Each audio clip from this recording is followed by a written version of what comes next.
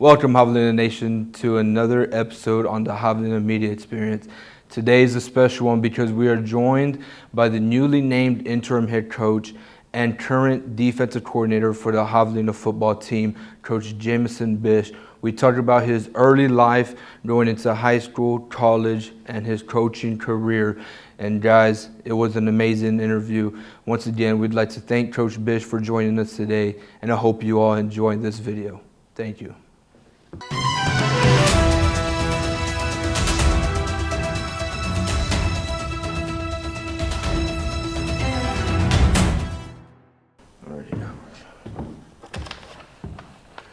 So we're just going to get straight into it. Yes, sir. Perfect. Coach, it was nice having you on here. Sir. Thank you for coming and deciding to join us today. It means a lot for a lot of us to have one of the coaches on now. You just moved up to interim head coach, you're defensive coordinator. But before we get into that process, I just want to start out, where are you from and what got you into sports to begin with? Yeah, first off, I'm from up north. I'm from Mankato, Minnesota, a small town right out of Mankato, right outside of Mankato called Madison Lake, Minnesota. And I spent a good chunk of my life there. And then my mom and my sister and I, we moved to a smaller town in Wisconsin, and we went to high school there. And I played college football over there, but I got into sports, when I was, I couldn't tell you when, 4 or 5 years old maybe. For me, baseball was probably my first love.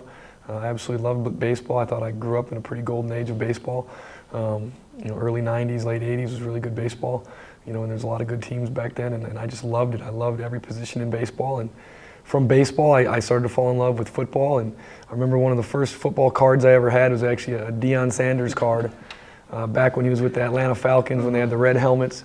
And it's funny now because I look back on it and I was actually blown away, but back at the time on the football card it said, Deion Sanders, KR, PR, and I'm like, what does kick returner, punt returner mean? Because to me, I'm like, well, you just kick the ball. What is it? What's the returner part? I had no idea.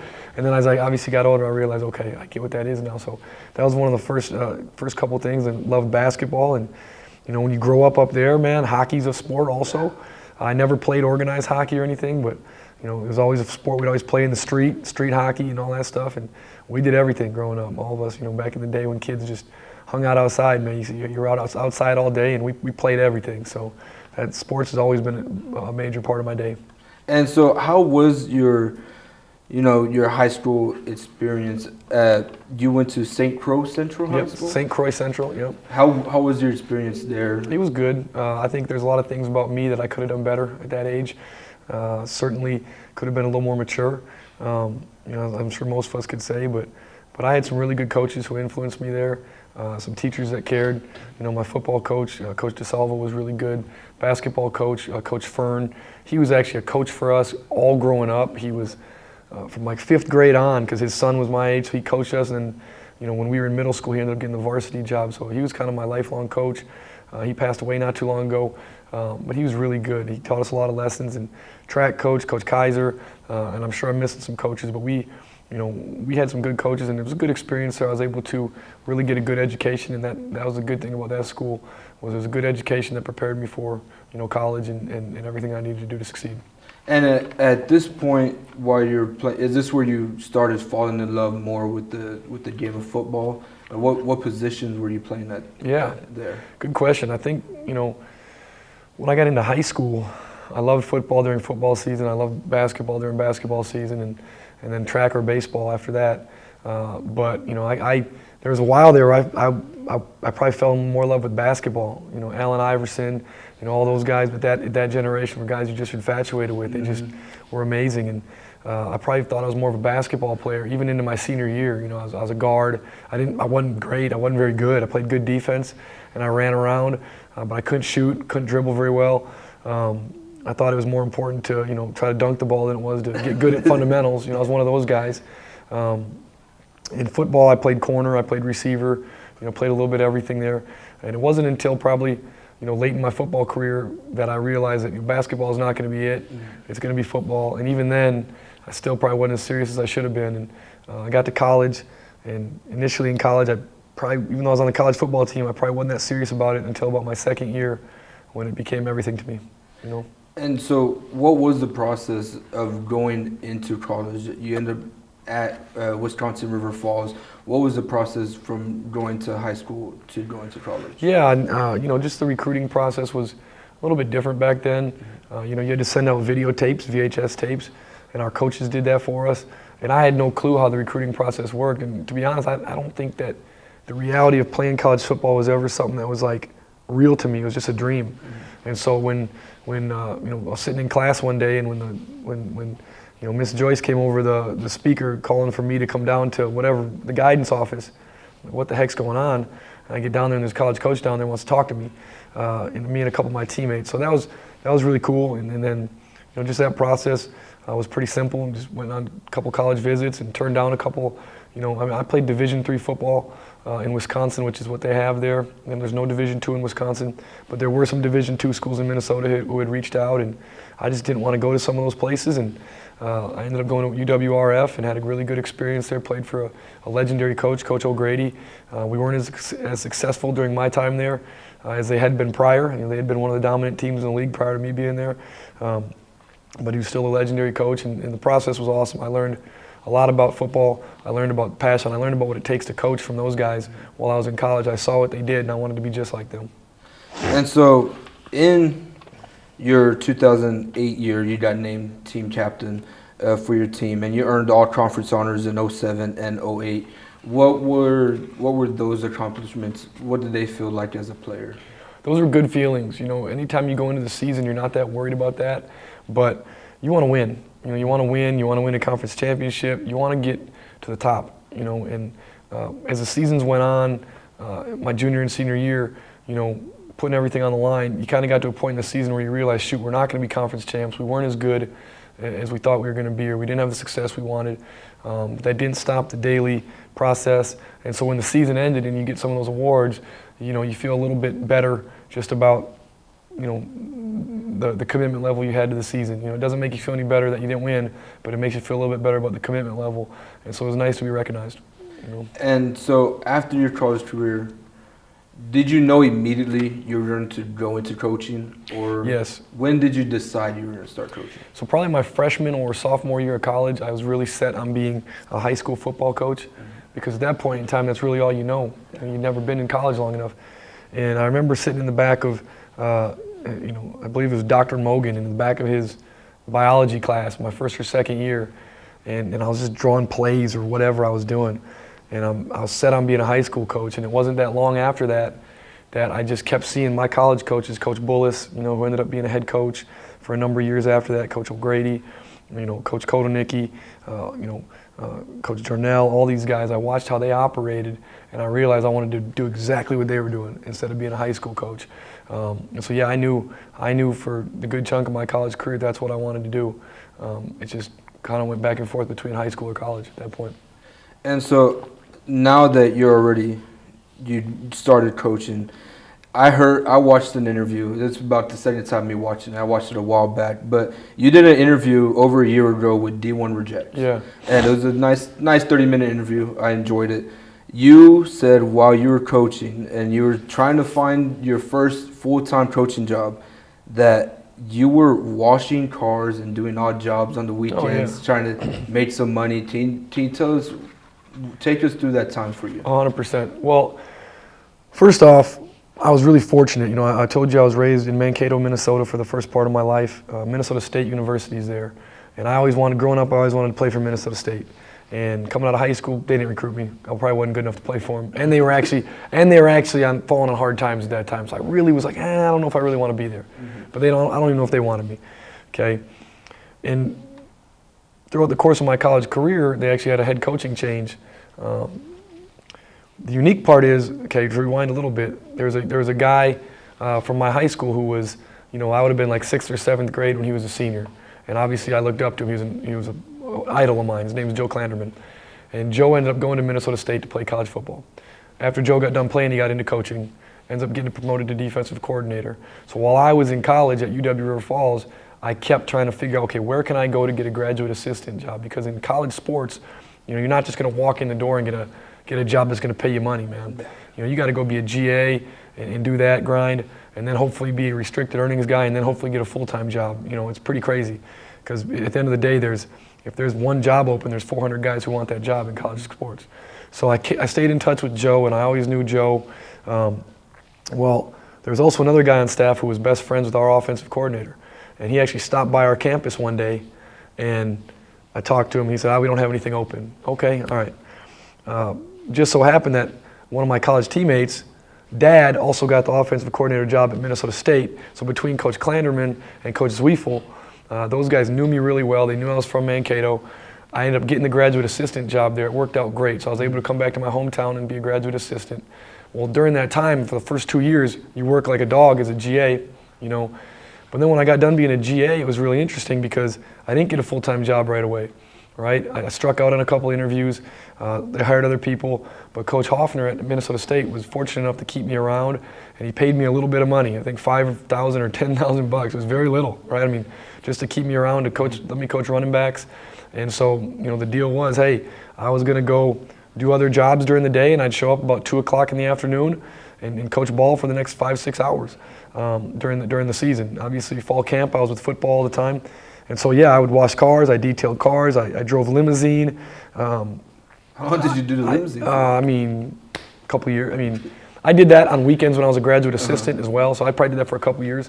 I drove limo, I washed car, you know, whatever I could do to make some money, because I couldn't get a job that was like a 9 to 5 and also coach. So I needed to do something to, you know, find odd jobs, and so, you know, living paycheck to paycheck literally, and that, it was a great experience, because you kind of realize at that point, hey, this isn't so bad. I'm making some money doing these things, but this is what I really want to be doing, so I need to find a way to do it, you know. Yeah, so how did you end up getting your first start at New Mexico Military Institute? Same. I mean, everything's about who you know in coaching. And a guy that I worked for at Minnesota State when I was a graduate assistant, his name's Mike Cunningham. He was our O-line coach. He had played at New Mexico State, so he had a lot of connections down in New Mexico. And I had driven through New Mexico one time in my life on I-40. That's it. Never touched state in the foot ever. Never touched foot in the state, excuse me. And we went to the convention in San Antonio, the coaches convention in 2012. And I had just recently struck out on another job at Eastern New Mexico, funny enough. That guy didn't hire me. He's now the head coach at West Texas. He didn't hire me, he hired someone else. And while we were at the convention, Coach Cunningham, he called me, he said, you need to get over to so-and-so place. This guy who didn't hire you is here. We need to let him have it. And so I walk over there, and he's giving this guy a hard time for not hiring me. Well, at the same time, there's another coach standing there, and it was a New Mexico military head coach. And he's like, hey, I got a job opening. And then we actually got into an argument. We didn't get along. we weren't getting along. We were arguing. The head coach, originally. And I didn't know he had a job at that time. And we didn't get along. And I'm like, whatever. A day or two later, I'm going to get on the airplane to fly back to Minneapolis from San Antonio. And my phone rings as I'm walking on the plane. And it's a New Mexico number. It's the head coach at New Mexico Military. He's like, hey, man, I know we were arguing, but it was kind of in good fun. I just want you to know I got a job open here, and I'd like to hire you. And I'm like, what? So that's how it started in New Mexico, and I ended up going there for, I think, like $25,000. You know, I knew nobody in that state. The only person in that state I knew was the guy who I had just met 2 nights earlier that I've been arguing with. And a couple weeks later, I drove down in a little pickup truck with everything I had, and ended up being there for 4 years and had just an absolutely incredible experience at New Mexico Military. And so my next question, I mean, it's really about the moving forward coach. You went to New Mexico Military, like you said, for 4 years. You go to Nebraska to coach at Midland. You go to Bemidji. You go back to New Mexico at EMU. And now you're here in Keensville. My question to you is, as a coach, what is it like knowing you can get a job in May or March, but you could be looking for another job in December? How is it as a coach knowing that? Well, you know, you hear coaches talking. There's 2 types of coaches in the world, man. There's coaches who have been fired and coaches that will get fired, you know, they say. So far, I've only been in one of those categories, right? So that's positive. But it's a little unsettling. You got to have a lot of faith. You got to have a lot of belief in yourself. When you look at my journey, you know, my journey was unique, as all of ours are, but I ended up, while I was in New Mexico, I ended up finding my wife there. So we've always had ties to New Mexico and Texas now. Even though I'm from up north, we've had ties to New Mexico and Texas. And so our move to Nebraska was a good move. Our move to Bemidji was awesome. That place was unbelievable. But when you're 90 miles from the Canadian border and you married a Southern woman, it's not going to last forever that far up north. You know what I mean? So we had to get back south to some warmer weather and all that. So it's unsettling, but man, I mean, even right now, and whether you want to say on the record or off the record, even right now, like there's a possibility that if I don't get hired as head coach, that I might not be here. And I have I'm okay with that because I know what I've done. I know what I've done here. I know I've done in the best interest of the players. I know I've done in the best interest of this university, and I think it's an incredible university with incredible leadership. And so it's okay. And I know that, you got to have belief that everyone's asking, well, I hope you get it. I hope you get it. Well, hey, you know what? It's going to work out how it's supposed to. Yeah. And either way, I'm going to be okay. If that means I got to go down to HEB and work for a couple weeks before I get another football job, let's go to work, baby. I'm going to be just as happy and just as energetic as ever. So it's unsettling, but you got to have faith and belief in yourself. And ultimately, at the end of the day, for me, I feel like I have not burned any bridges in my career, or if I have, it's been very few bridges. And so I know that the network I've created and the body of work that I've done in the last few roles I've been in, show that I can do this job, that whether it's a head coach or coordinator, that I'm capable. So I feel confident that, other opportunities come up. And, last time I was an interim head coach at Eastern New Mexico, I ended up at Kingsville. So it worked out really good for me. You know what I mean?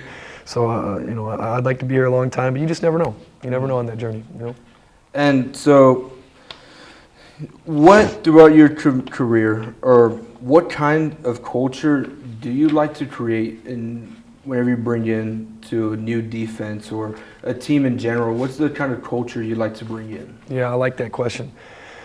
Culture's a big buzzword in coaching. You hear that all the time, our culture this, our culture that, but it's true. For me, it goes back to just who I am, and I grew up in mostly a single parent household. I never had the ability to have both parents in the house, but my dad was always a couple blocks away or 90 minutes away, worst case scenario, and I always learned just hard work from him and my mom. And for my dad, it was basically as simple as you got to work if you want to eat, and that was his thing. And then when I got to college, Division III football, you got to love it and you got to work hard. And so I take all those things, as when I build culture, and I say, number one, we're going to be the hardest playing gang in the league.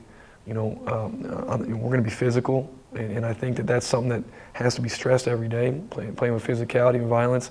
We're going to play with a ton of energy.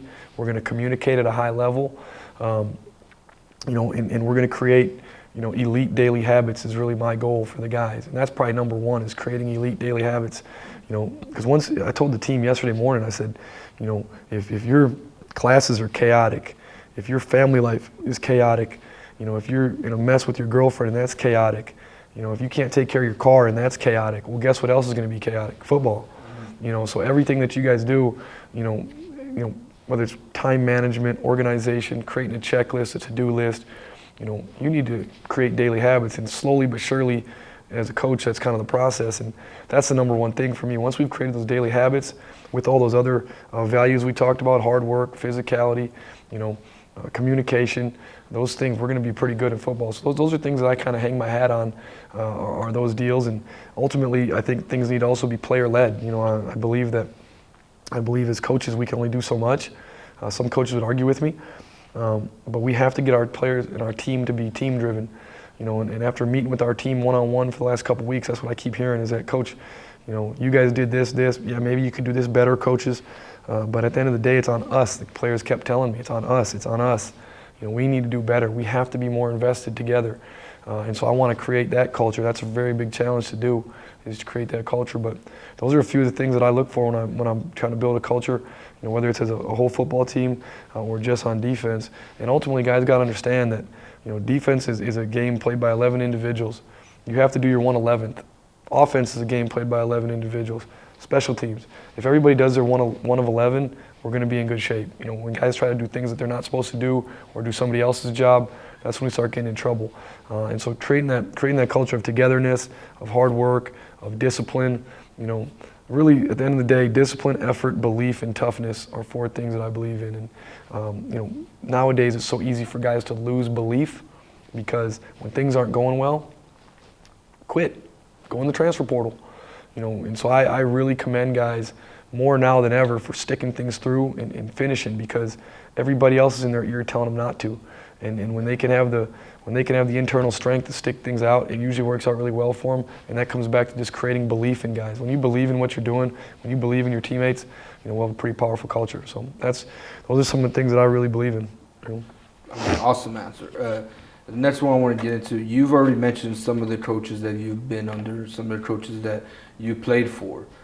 Who are some of the people who have helped you, been real builders of your coaching career? Who has been some of the influential people in your career? There's so many. I just feel like I've been blessed, man. I mean, there's so many guys I've played for or coached with that just have taken care of me in such good ways, and I feel like I'm so undeserving of that. And there's even a couple coaches out there that I've never coached with or played with who just, helped me in numerous ways. I mean, Jim Glagowski, who's the head coach at the University of Sioux Falls, we've always been connected to each other. Never worked with him, and that guy, you wouldn't know that. If you heard me and him on the phone together, you would think that we've coached together or been together a lot, and he's been so good to me. There's an old coach who's not coaching anymore named Todd Strop. Same thing. He was always so good to me. Never worked for him, never played for him. But Coach Hoffner at Minnesota State, the head coach there, he gave me my first opportunity. Like I said, Coach Klanderman was the defensive coordinator. We're connected through high school and then worked with him at Minnesota State. He's the D coordinator at Kansas State now. Luke Slicer, the old coordinator at Idaho. We were together at Mankato. Brian Bell, Mike Cunningham, Ron Plans. I'm probably missing some guys. Eric Davis. All those guys at Minnesota State were just great to me. At New Mexico Military, Joe Forstner was just incredible. And the way he operated and the way he molded me as a coach. Drew Thatcher, Kenny Holmes, at Midland, Jeff Jamrock. My goodness, if I recommend to any coach out there that if you get a chance to work for Jeff Jamrock, he's a longtime Nebraska assistant. He was the head coach at Minnesota State for a while. And now he's the head coach at Midland University. But man, if you can work for Jeff Jamrock, you're going to grow so much as a coach. That guy is the ultimate teacher, or the ultimate coach of coaches. He's the real deal at that. And then Ryan Williams was there. Learned a lot from him. Bemidji State, Brent Bolte. I worked for him for 4 years, and that was another one of the most incredible things that happened to me. They're still playing. They get to play Minnesota State. Honestly, my two former teams go against each other this week. I'm fired up for it, honestly. I can't wait. What are you going for? I'm going for Bemidji. Even though I'm from Mankato, even though I'm a Maverick at heart, when I was at Bemidji State, man, Mankato would always beat us in the regular season. Minnesota State would. And my dream was always to get them in the third round to go to the Final Four in their stadium, and that's what's happening this weekend. So even though I'm a Maverick, man, I just pull the Beavers. I feel for them this week. So, but Brent Bolte is incredible. He and I were talking last night. We were talking this morning. He's helped me. He's been through this process as interim head coach. He got promoted to the full-time head coach, so he's been guiding me along the way a lot. And then, Coach Hyatt at Eastern New Mexico was great. I was with him a short while. Such a good head coach. He's coaching high school ball now. And then, boy, the last 2 years with Coach Salinas have been incredible. When you talk about how to operate a program, from the ground level, the operational level, the daily planning, double checking, verifying, making sure that everybody's doing what they're supposed to do, and really getting people to rally around each other and give the best version of themselves. Coach Salinas is incredible at that. So, yeah, long answer. I'm sure I missed some people, but there's guys, I feel like God's put me in incredible positions to coach. And I know the goal for most coaches is to try to coach Division I and all that stuff. I'm not worried about any of that. If that happens, great. I feel like I've had some of the best coaching, that a coach could have. And at one point, I was a young coach. I'm not as young anymore, and so now I'm one of the guys that needs to mold this next generation of coaches. So. And so, Coach, I'm gonna be honest. I'm about to brag on you a little bit. Oh, don't right? do that. Well, you may know the stats, but I wanted to say for our viewers. I want to inform our viewers your past and some stuff that you've done throughout your years. In 2015, you coached the defense to be a top 5 at MMI or NMMI. You top 5 in forced fumbles and recovered fumbles. Top 25 in sacks in the NJCAA. At Midland, you oversaw development of 15 All-GPAT honorees. The Warriors, they led the nation in recovered fumbles with 18. while finishing third nationally in fourth down efficiency. At BSU, secondary was one of the primary units in the nation, ranking among top 10 in interceptions and pass defense efficiency. The defense averaged 20.8 points per game, and which was ranked 13th best in the nation. The red zone defense was ranked 4th best in the country.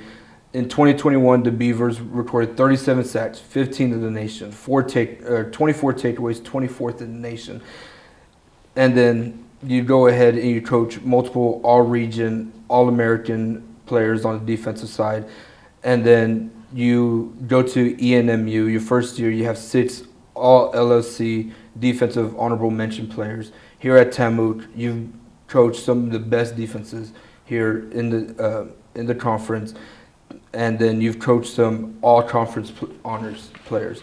My main question is, throughout your whole career, what about it? It seems like success just follows you. What about your defense or do you contribute to all this success happening? Well, number one, players make plays and players win games. That's number one. And you said success follows me, man. And part of it at some of those places was I followed success also.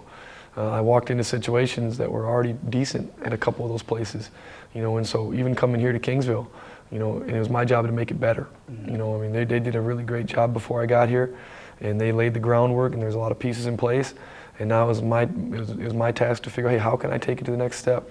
And I think that that's where I do a really good job. I think that sometimes the creating it and starting the initial foundation is not my strength, but once there's a little foundation there, I really know how to build that thing, from a defensive perspective, a little bit better than maybe some others. Bemidji State, players make plays, players win games. We had some really good players that were kind of already there when I got there. And on top of that, I was blessed with incredible assistant coaches at each place and incredible head coaches. From the top down, we were all in line with each other. And when everything's in line with each other as coaches, then everything can be in line with your players. And so, yeah, we've had success. There have been some years that haven't been successful. Those are tough, and you learn a lot from those years. You don't ever want to feel that way, the way you feel. And, for me in 2022 or 2014, those are just brutal years, as far as our defensive production. And, you learn a lot from those years, and you hope that you can see those players get better. And, again, none of that happens. None of it's because of me. I was just a part of it. There's a lot of other people who probably could have done it. I was just a part of it.